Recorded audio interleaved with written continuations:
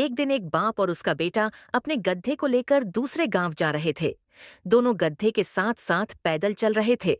रास्ते में कुछ लोग मिले। वे हंसकर बोले, देखो कितने मूर्ख हैं, गधा साथ में है फिर भी दोनों पैदल चल रहे हैं। ये सुनकर बाप ने बेटे से कहा, बेटा तुम गधे पर बैठ जाओ।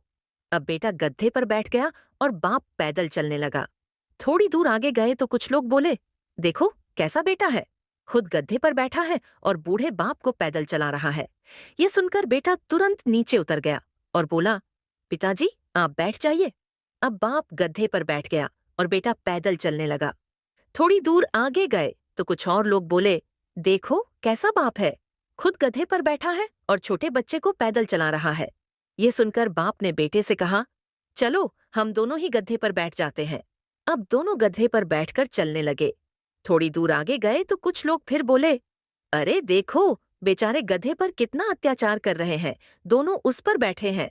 ये सुनकर बाप बेटा दोनों गधे से उतर गए और सोचने लगे कि लोगों को खुश करना बहुत मुश्किल है।